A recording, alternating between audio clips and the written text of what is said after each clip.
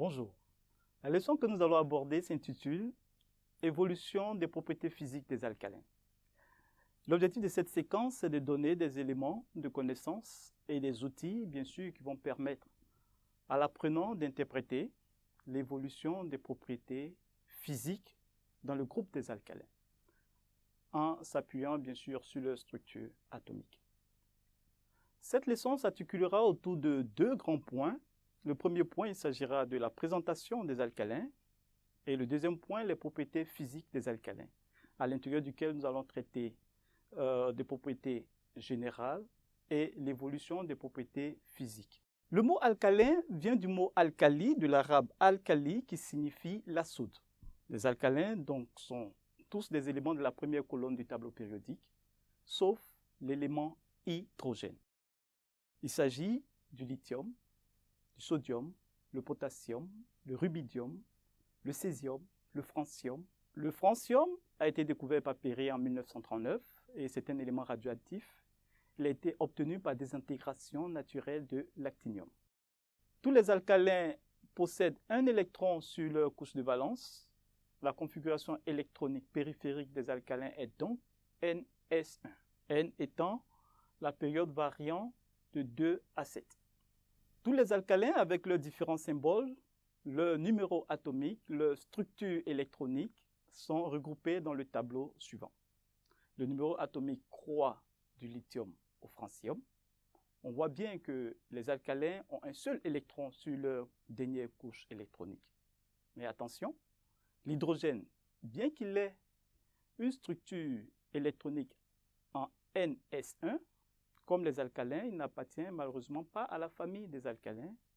Tous les alcalins formant une même famille possèdent des propriétés physiques similaires et parfois ces propriétés évoluent au fur et à mesure que l'on descend dans le groupe, du lithium au francium. Cependant, le fait que le dernier élément, c'est-à-dire le francium, soit radioactif, nous ne disposons pas de données en ce qui concerne toutes les propriétés physiques.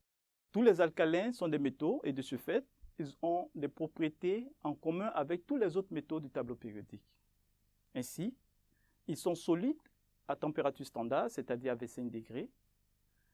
Ce sont d'excellents conducteurs de courant électrique et de chaleur. Ils sont de couleur gris argenté, sauf le césium qui, lui, est de couleur jaune doré. Ils montrent alors une surface brillante qui, par oxydation, le fait ternir. Les propriétés des alcalins qui les distinguent des autres métaux sont les suivantes. Ils ont des densités plus faibles que ceux des autres métaux.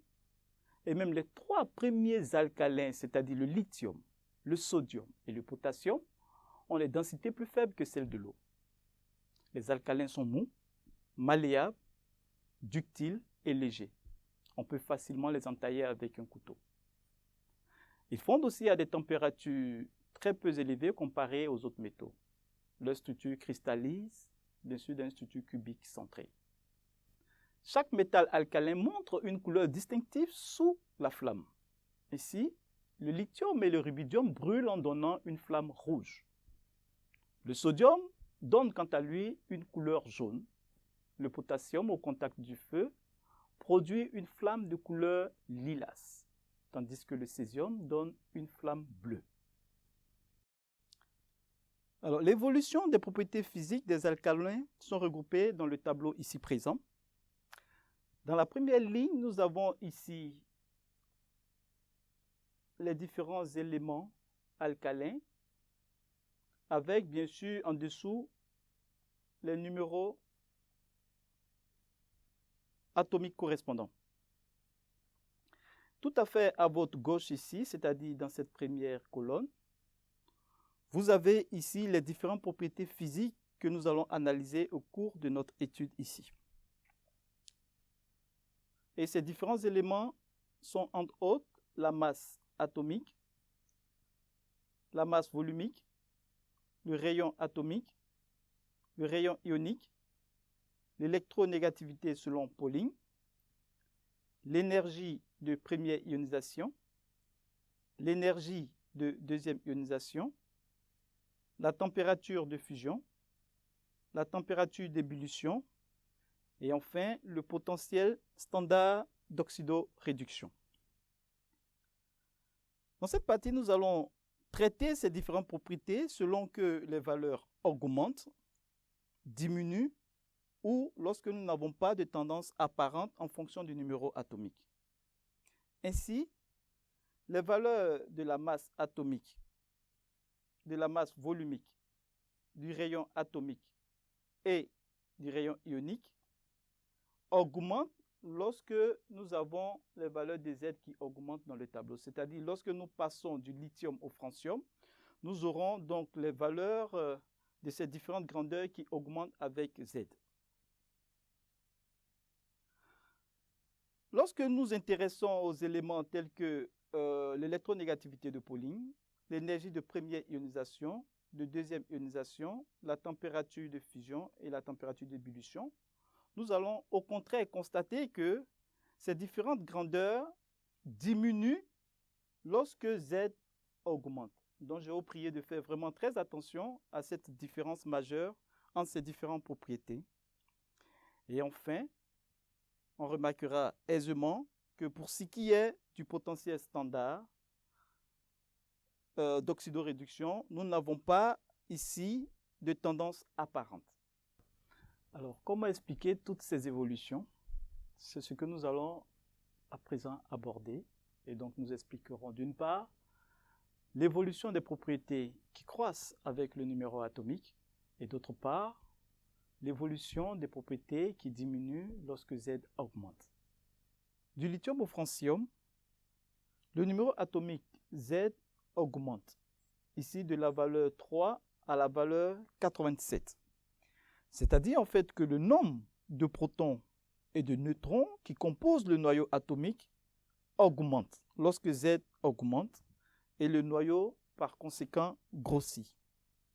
L'atome donc devient de plus en plus lourd lorsque nous passons du lithium au francium et la masse atomique ainsi que la masse volumique augmentent ici, comme vous le voyez bien sur ce schéma, de l'élément lithium au francium. Donc lorsque nous descendons dans ce groupe, nous voyons que ces deux grandeurs ou ces deux propriétés augmentent. Lorsque le numéro atomique Z augmente, ici par exemple du lithium au francium toujours, il faut dire que le nombre de couches électroniques, alors les couches électroniques sont tout simplement représentées par les cercles concentriques ici. Le nombre de couches électroniques autour du noyau augmente aussi, à l'exemple de ces schémas où nous avons 2 ici et 4. Alors, ce qui est à l'origine, bien sûr, de l'augmentation du rayon atomique et du rayon ionique lorsque, bien sûr, Z augmente. Alors, comment expliquer le fait que le rayon ionique soit plus petit que le rayon atomique correspondant?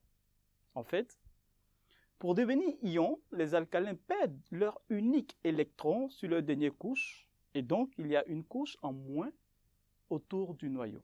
Ainsi, le rayon ionique devient de plus en plus petit que le rayon atomique du fait de la perte de la dernière couche.